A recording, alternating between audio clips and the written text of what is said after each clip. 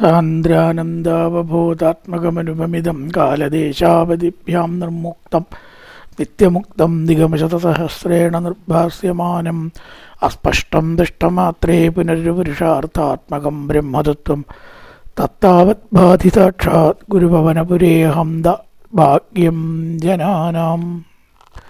നമസ്കാരം.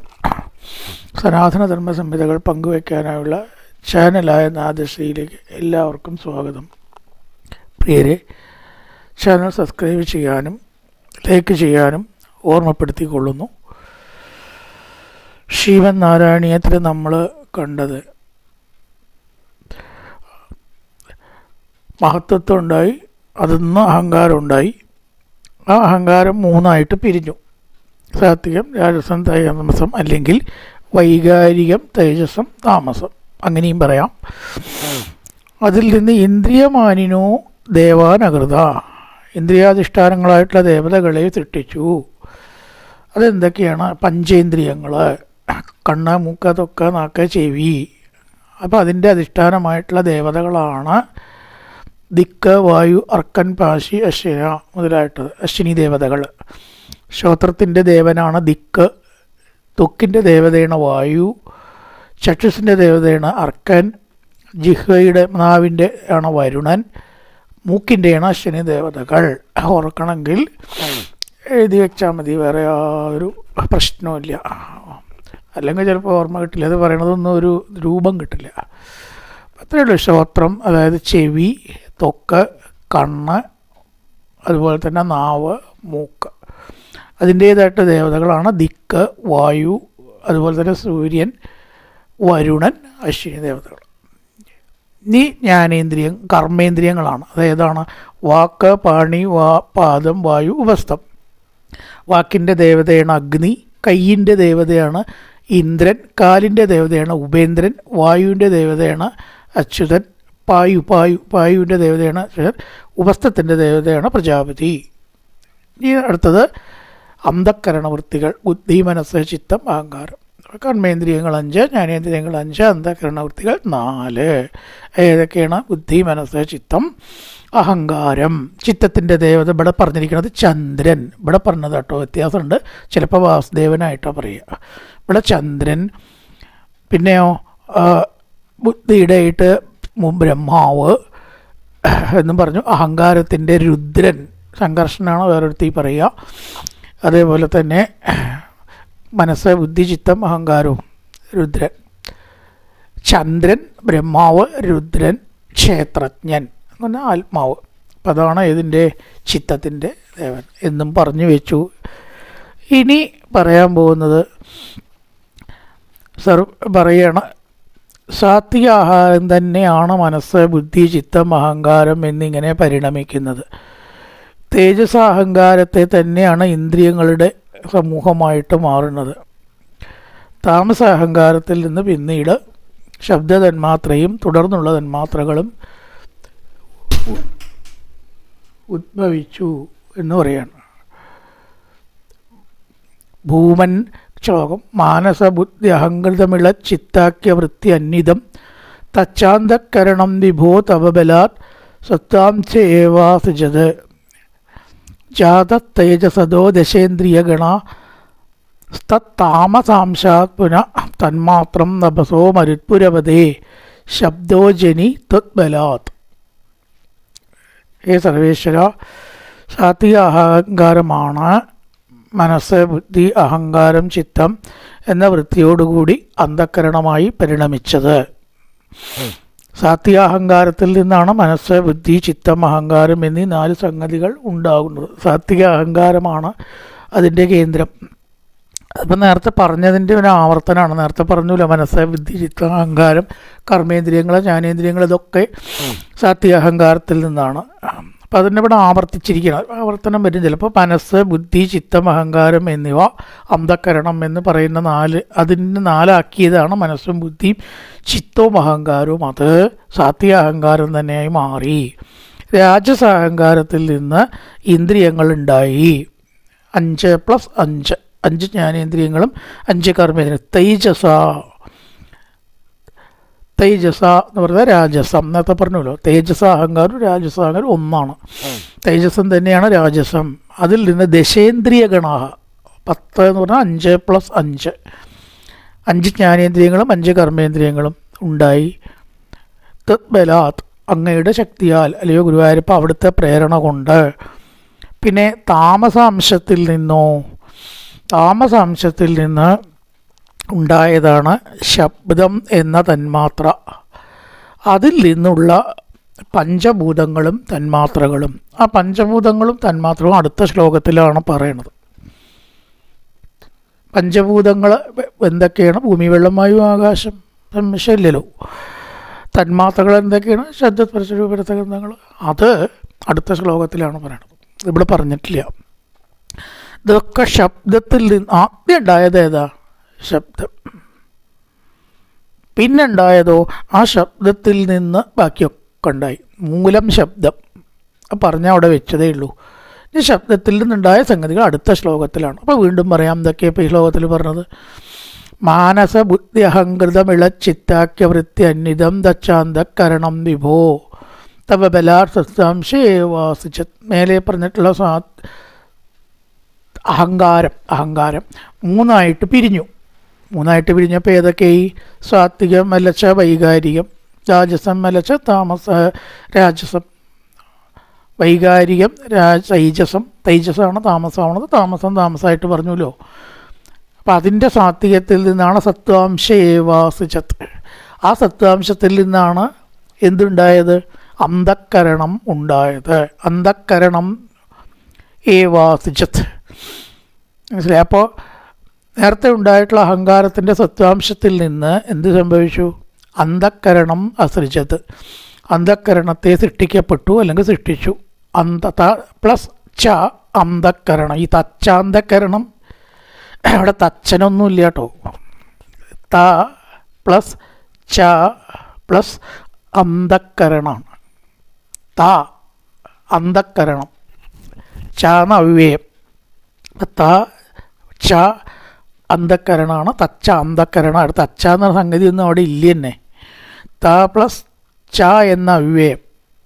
അവ്യയത്തിനർത്ഥം പ്രത്യേകിച്ചില്ല എന്ന് പറഞ്ഞു. ത ച അന്ധക്കരണം കൂടി തച്ചാന്തക്കരണം ആയത്. അപ്പോൾ ഏവാസിച്ച് സത്വാംശത്തിൽ നിന്ന്, അഹങ്കാരത്തിൻ്റെ സത്വാംശത്തിൽ നിന്ന് അന്ധക്കരണം സ ഏവ അസൃജത് ഉണ്ടായി എന്നർത്ഥം. അപ്പം ആ അന്ധക്കരണം എന്തൊക്കെ കൂടിയതാ? ഭൂമൻ വിളിച്ചുകൊണ്ട് പറയുന്നു മനസ്സ്, ബുദ്ധി, അഹങ്കൃതം അഹങ്കാരം, ചിത്താഖ്യ വൃത്തി. നേരത്തെ പറഞ്ഞത് ഞാൻ പറഞ്ഞല്ലോ, റിപ്പീറ്റ് ചെയ്താണ് ഇവിടെ ചെയ്തത്. അന്ധക്കരണവൃത്തികൾ എന്ന് ഒന്നായി പറയുന്നത് വാസ്തവത്തിൽ 4 സമ്മേളനമാണ്. അല്ലെങ്കിൽ 4 ഒന്നിച്ച് പറയുമ്പോൾ അന്ധക്കരണം എന്ന് പറയണു. വേറെ പറയുമ്പോൾ അതിന് 4 ഭാഗങ്ങൾ ഉണ്ട്. അന്ധക്കരണം 4ആക്കി വിഭജിക്കാം. ഇതിനൊക്കെ കൂടിയാണ് അന്ധക്കരണം എന്ന് പറയുന്നത്. ഏതൊക്കെയാണ്? മാനസ, ബുദ്ധി, അഹങ്കൃതമിള, ചിത്താഖ്യ. മിളൻ എന്ന് പറഞ്ഞാൽ അവിടെ കൂടിച്ചേർന്നത് എന്നാണ്. അതൊരു സംഗതിയല്ല, ഈ പട്ടതിൽ പറഞ്ഞപ്പെട്ടാറില്ല. മാനസ, ബുദ്ധി, അഹങ്കൃത, ചിത്തമാണ് 4മത്തെ കാര്യം. അത് മിളൻ കൂട്ടിച്ചേർത്തിട്ട് പറഞ്ഞു എന്ന് മാത്രം, അത്രയേ ഉള്ളൂ. മാനസ, ബുദ്ധി, അഹങ്കൃത, മനസ്സ്, ബുദ്ധി, ചിത്തം, അഹങ്കാരം എന്നിവയോട് കൂടിയ എന്നുള്ളതിന് വേണ്ടിയാണ് മിളൻ എന്ന് പറഞ്ഞത്. ഇപ്പോൾ ഭഗവാൻ സത്വാംശത്തിൽ നിന്ന് അന്ധക്കരണം സൃഷ്ടിച്ചു. സത്വാംശത്തിൽ നിന്ന് അന്ധക്കരണത്തെ സൃഷ്ടിച്ചു. നേരത്തെ പറഞ്ഞതാണത്. ആ അന്ധക്കരണത്തെ മനസ്സ്, ബുദ്ധി, അഹങ്കാരം, ചിത്തം ആക്കിയ എന്ന് പറഞ്ഞാൽ എന്ന് പറയപ്പെടുന്ന, മനസ്സ്, ബുദ്ധി, ചിത്തം, അഹങ്കാരം എന്നീ പറയപ്പെടുന്ന അന്ധക്കരണം സത്വാംശ ഏവാസിജത്. സത്വാംശത്തിൽ നിന്ന് സൃഷ്ടിച്ചു. സത്വാംശത്തിൽ തന്നെയാണ് വൈകാരികം എന്നും പറയുന്നത്. ഇനി അടുത്തത് ജാത തൈജസതോ. തൈജസ് എന്താ? രാജസം. ആ രാജസത്തിൽ നിന്ന് സൃഷ്ടിച്ചാണ് ദശേന്ദ്രിയ ഗണ, 10 ഇന്ദ്രിയങ്ങൾ. അത് നേരത്തെ പറഞ്ഞിരിക്കുന്നു ഇല്ലേ? എന്തൊക്കെയാണ്? ശ്രോത്രം, ത്വക്ക്, കണ്ണ്, നാവ്, മൂക്ക്. കണ്ണ് മൂക്ക് ത്വക്ക് നാക്ക് ചെവി, ചുരുക്കം കണ്ണ് മൂക്ക് ത്വക്ക് നാക്ക് ചെവി ഇവയെ ജ്ഞാനേന്ദ്രിയങ്ങൾ പ്ലസ് കയ്യ കാല വാക്ക് വായു വ്യവസ്ഥം കർമ്മേന്ദ്രിയങ്ങൾ. ഇതാണ് ദശേന്ദ്രിയ ഗണാഹ. അവിടെ വേറേക്ക് പറഞ്ഞില്ല, ദശേന്ദ്രിയ ഗണ എന്ന് പറഞ്ഞാൽ നമ്മളിത് മനസ്സിലാക്കണം. കണ്ണ് മൂക്ക് ത്വക്ക് നാക്ക് ചെവി കയ്യ കാല വായു വാക്ക് ഉപസ്ഥം, ഇതിനെയാണ് ദശേന്ദ്രിയ ഗണ. അത് ഏതുണ്ടായി? തൈജസതോ ജാത ഉണ്ടായി പ്ലസ് തൈജസ ജാതസ് തൈജസ. സ്ഥ അവിടെ ഇല്ല ശരിക്ക്, തൈജസവുമാണ് ഉള്ളത്, ജാതയാണ് ഉള്ളത്. കൂടിച്ചേരുമ്പോൾ സകാരം വരണത്. ജാതക പ്ലസ് തൈജസ ജാതസ് തൈജസ. സ്ഥ എന്ന് അവിടെ ഇല്ല, ജാത തൈജസ കൂടിച്ചേരുമ്പോൾ ജാതസ് തൈജസ. രജോ ഗുണം അല്ലെങ്കിൽ തേജസത്തിൽ ദശേന്ദ്രിയ ഗണാഹ ഉണ്ടായി. 5 ജ്ഞാനേന്ദ്രിയങ്ങളും 5 കർമ്മേന്ദ്രിയങ്ങളും. നീ താമസാംശത്തിൽ നിന്നോ? താമസാംശാത് പുനഃ തന്മാത്രം നവസോ മരുത്പുരപദേശബ്ദോജനി ത്വത്ബലാൻ. ആകാശം എന്ന ഭൂതം ഉണ്ടായി, തന്മാത്ര എന്നാണ് അതിന് പറയുക. 5 കാര്യങ്ങളെ നമ്മൾ തന്മാത്ര എന്നാണ് പറയുക. ശബ്ദം, സ്പർശം, രൂപം, രസം, ഗന്ധം ഒക്കെ ഞാൻ അടുത്ത ശ്ലോകത്തിൽ പറയുന്നുണ്ട്. അപ്പം അതിനെപ്പറ്റി ചിന്തിക്കേണ്ട കാര്യമില്ല. ശബ്ദം ഉണ്ടായി എന്ന് പറയാം. തന്മാത്രം നഭസോ മരുത്പുരപതേ ഉപസംബോധന ശബ്ദോജനി ത്വത്ബലാത്. ആദ്യം ഉണ്ടായിട്ടുള്ളത് ശബ്ദമാണ് ഉണ്ടായത്. അതിൽ നിന്ന് ബാക്കി എന്തൊക്കെ ഉണ്ടായി എന്ന് അടുത്ത ശ്ലോകത്തിൽ പറയും.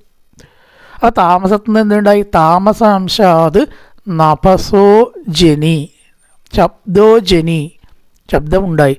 ആ ശബ്ദത്തിന് വേണ്ടിയിട്ടാണ് എന്തുണ്ടായത്? ആകാശ തന്മാത്ര ഉണ്ടായത്. ശബ്ദം ഉണ്ടായപ്പോൾ എന്തുണ്ടായി? ആകാശവും ഉണ്ടായി. ഇതാ കാരണത്തെ ഈ ശബ്ദത്തിന് സഞ്ചരിക്കാനൊരു സ്ഥലം വേണം, അത് ആകാശമാണത്രേ. അല്ലെങ്കിൽ ശബ്ദത്തിന് സഞ്ചരിക്കാൻ പറ്റില്ല. എല്ലാറ്റിനും വേണമല്ലോ ഒരു കണ്ടക്ഷൻ അല്ലെങ്കിൽ കണ്ടക്ടർ എന്ന് പറയുന്നത്. വണ്ടിക്ക് പോവാൻ റെയിൽ വേണം, വാഹനത്തിന് പോവാൻ റോഡ് വേണം, നമുക്ക് നടക്കാൻ ഭൂമി വേണം, ശബ്ദത്തിന് സഞ്ചരിക്കാൻ ആകാശം വേണം. ആകാശത്ത് കൂടിയാണ് അവിടെ നിന്നുള്ള ശബ്ദം ഇവിടെ എത്തുന്നത്. അവിടെയാണ് ആകാശം ഒരു ഭൂതമാണ് എന്ന് പറഞ്ഞത്. ആകാശം എന്ന ഭൂതം ഇല്ല എന്ന് നോക്കിയാൽ അവിടെ ഉണ്ടാവുന്ന ശബ്ദം മറ്റൊരു സ്ഥലത്തേക്ക് എത്തില്ല. റേഡിയോ സ്റ്റേഷനിൽ നിന്ന് പ്രക്ഷേപണം ചെയ്യുന്ന ശബ്ദം ഇവിടെ എത്തുന്നത് എങ്ങനെയാണ്? ആകാശത്തിൽ കൂടിയാണ് എത്തുന്നത്. ഉറപ്പാണ്. അതാണ് ഈ ആകാശം ഒരു ഭൂതമല്ല എന്ന വാദം തെറ്റാണെന്ന് പറഞ്ഞത്. അതായത് നമ്മളിപ്പോൾ കറണ്ട് ഒരു കമ്പി കൂടെ അല്ലേ അങ്ങോട്ട് എത്തുള്ളൂ. ഇവിടുത്തെ കറണ്ട് അങ്ങോട്ട് എത്തണം വെച്ചാൽ കമ്പി ഇല്ലെങ്കിൽ എത്തുമോ? എന്തെങ്കിലും ഒരു സാധനത്തിൽ കൂടെ അവിടേക്ക് എത്തുള്ളൂ. ലോഹമോ കമ്പിയോ എന്തെങ്കിലും വേണം. അല്ലാണ്ട് ഇവിടെ കറണ്ട് ഉണ്ട്, അവിടെയും കറണ്ട് ഉണ്ട്, അതിനെ കൂട്ടിമുട്ടിക്കാൻ നമുക്ക് സാധ്യമല്ല. സാധ്യമാണോ? അല്ല. ഇവിടെ വെള്ളമുണ്ട്, ആ വെള്ളത്തിന് അങ്ങോട്ട് എത്തിക്കണമെന്ന് വെച്ചാൽ പൈപ്പ് വേണ്ടേ? പൈപ്പോ ചാലോ വേണ്ടേ? ഉദിച്ചതിൻ്റെ അവൻ്റെ പറയൂ വേണം അല്ലേ? ഇവിടെയുള്ള വെള്ളം അവിടെ എത്തണം വെച്ചാൽ പൈപ്പ് വേണം. ഇവിടെയുള്ള കറണ്ട് അവിടെ എത്തണം വെച്ചാൽ ത്രൂ ഓൺലി എ വയർ ഇതിനെ അങ്ങോട്ട് എത്തിക്കാൻ പറ്റുള്ളൂ. അപ്പോൾ പിന്നെ അവിടെ ഉണ്ടാവണ ശബ്ദം ഇവിടെ എത്തുക എങ്ങനെയാണ്? സംശയമൊന്നുമില്ല, എന്തെങ്കിലും ഒരു മാധ്യമം വേണം. വേണ്ടേ? ഒരു മാധ്യമം വേണം. അതാണ് ആകാശം. ഈ ശബ്ദം ഒരു സ്ഥലത്തു നിന്ന് മറ്റൊരു സ്ഥലത്തേക്ക് എത്തുക എന്ന യുക്തിയാണ് ആകാശം ഒരു ഭൂതമാണ് എന്നതിനെ സ്ഥാപിക്കാൻ ഉപയോഗിക്കുന്നത്. ആ ആകാശത്തിനെ നമുക്ക് ഇല്ലാണ്ടാക്കാൻ പറ്റുമായിരുന്നുവെങ്കിൽ തെളിയിക്കാമായിരുന്നു. പക്ഷെ അത് ഇല്ലാണ്ടാക്കാൻ പറ്റില്ല. അങ്ങനെ ഒന്നാകൊണ്ട് നമുക്ക് തെളിയിക്കാൻ പറ്റില്ല. ചിലതൊക്കെ ഇല്ലാണ്ടാക്കാം. അഗ്നി കെടുത്തിയിട്ട് ഇല്ലാണ്ടാക്കാം, വായു നീക്കം ചെയ്യാം, എയർ പമ്പ് ഉപയോഗിച്ചിട്ടൊരു പാത്രത്തിൽ. പക്ഷെ അതുപോലെ ഈ ആകാശത്തിനൊരൊറ്റ പ്രത്യേകതയുള്ളൂ, അതിനെ നമുക്ക് ഇല്ലായ്മ ചെയ്യാൻ പറ്റില്ല. ഇല്ലായ്മ ചെയ്യാൻ പറ്റില്ല, അതാണ് അതിൻ്റെ പ്രത്യേകത. വായുവിനെ ഇല്ലായ്മ ആകാശത്തിനെ ഇല്ലായ്മ ചെയ്യാൻ പറ്റില്ല. അപ്പോൾ ആ ആകാശവും ശബ്ദം ഉണ്ടായതിന് ശേഷം ആകാശം ഉണ്ടായി. ശബ്ദം ഉണ്ടായതിന് ശേഷമാണ് ആകാശം ഉണ്ടായത്. ആദ്യം ഏതാണ്ട് ശബ്ദം. ഇത്രയേ ഉള്ളൂ. അപ്പോൾ ഇവിടെ പറഞ്ഞു മാനസ ബുദ്ധി അഹങ്കൃതി ചിത്തം. മനസ്സ് ബുദ്ധി അഹങ്കാര ചിത്തം അന്വിതം ഒന്നിച്ച അന്ധക്കരണം ദൃഷ്ടമായി താത്വികത്തിൽ നിന്ന് സത്വാംശ ഏവ നമ്പർ 1. രണ്ടാമത് തൈജസതോ. എന്തുണ്ടായി? തൈജസ്സെന്ന് രാജസ്സെന്ന് ദശേന്ദ്രിയ ഗണ 10 ഇന്ദ്രിയങ്ങൾ. മൂന്നാമത്തെ താമസോ താമസാംശാത് പുന തത്താമസാംശാത് പുന ശബ്ദമുണ്ടായി. ആ ശബ്ദത്തിൽ നിന്ന് ആകാശവും ഉണ്ടായി. ഇതാണ് ഇവിടെ പറഞ്ഞത്. ഇനി ആകാശത്തിനെ തുടർന്നുണ്ടായത് അടുത്ത ശ്ലോകത്തിലും പറയും. ഭൂമൻ മാനസ ബുദ്ധി അഹങ്കൃതമിളച്ചിത്താക്യവൃത്യന്വിതം തച്ചാന്തഃകരണം വിഭോ തവ ബലാത് സത്വാംശ ഏവാസുചത് ജാതത്തൈജസതോ ദശേന്ദ്രിയഗണത്താമസാംശാത് പുനഃ തന്മാത്രം നഭസോ മരുത്പുരപദേ ശബ്ദോ ജനിത്വബലാത്. നല്ലൊരു പ്രഭാതം എല്ലാവർക്കും ആശംസിച്ചുകൊണ്ട് നിർത്തുന്നു. നമസ്കാരം.